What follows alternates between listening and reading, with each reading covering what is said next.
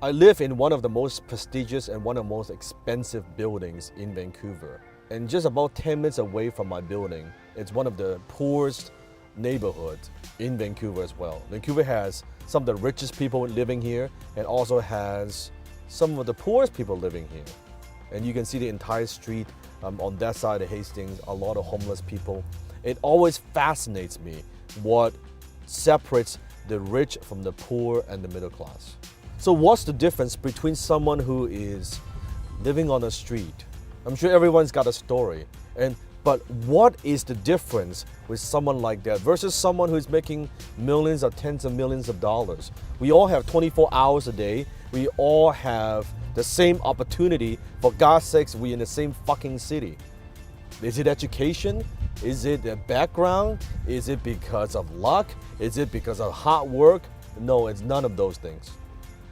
It's none of those things. I believe what truly separates the rich from the poor and the middle class, it's one word: leverage. Leverage. Rich people use leverage and poor people don't. Now, there are many forms of leverage.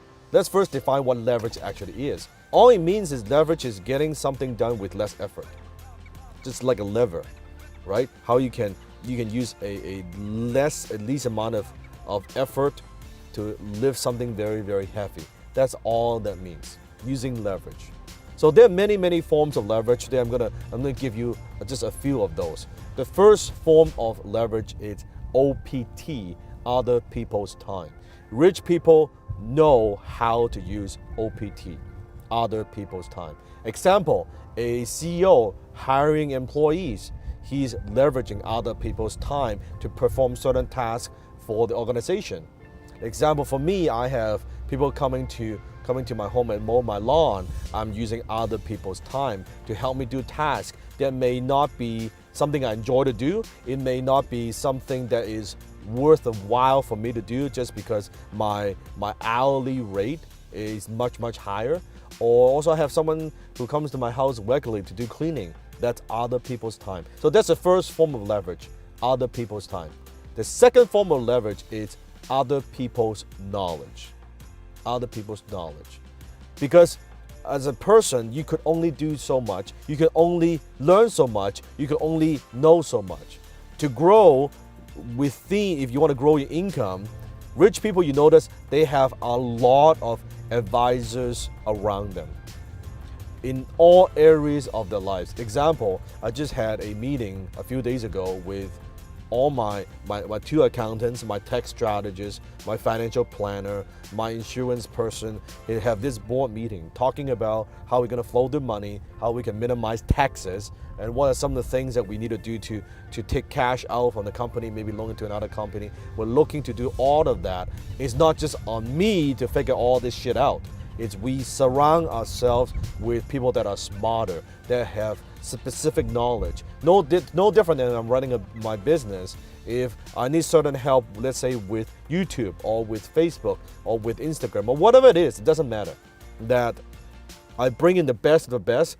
I hire them, maybe sometimes as a project manager, sometimes as a consultant, independent consultant, but I am paying them for the knowledge. So I'm leveraging other people's knowledge. People have been there and done that.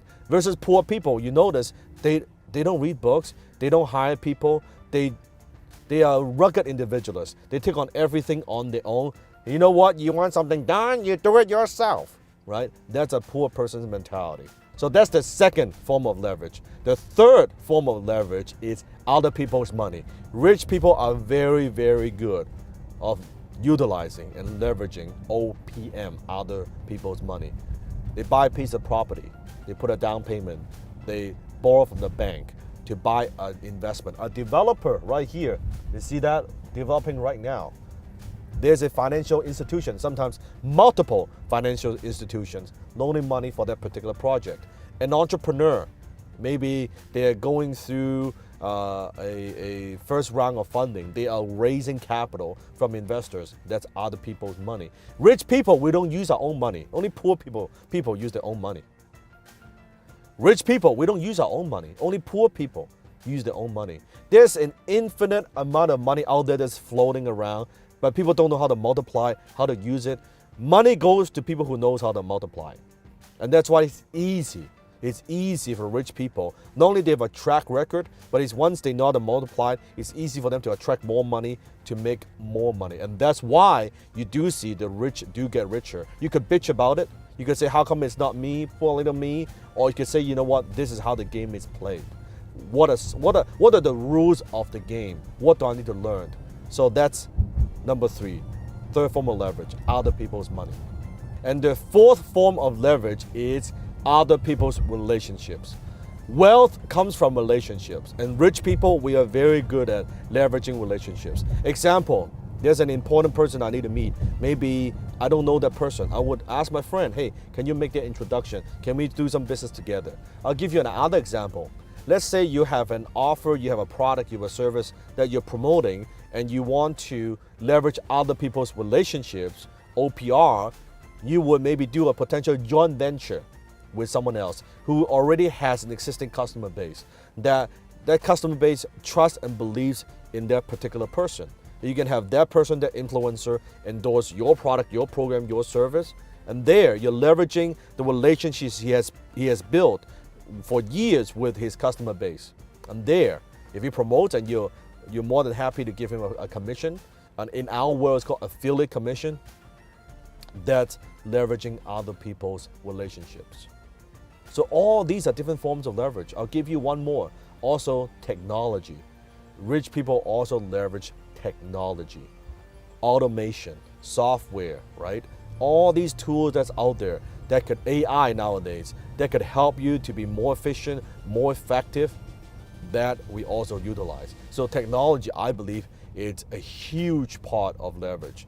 Even your cell phone, right? The smartphone that you have, the different apps that you have, is all those are mini forms of leverage. So think about it. It doesn't matter what business, it doesn't matter what industry, it doesn't matter what investment they do. If you what it boils down to, you study and you look at every single rich person. They are masters of leverage in some way, shape, or form. And the more you know how to utilize that, the more successful you'll be. And the more you know how to utilize leverage, the more successful you'll be and the wealthier you'll be. I'm going to leave you with one quote by John D. Rockefeller. I'd rather have 1% effort of 100 people versus 100% of my own effort. Think about that.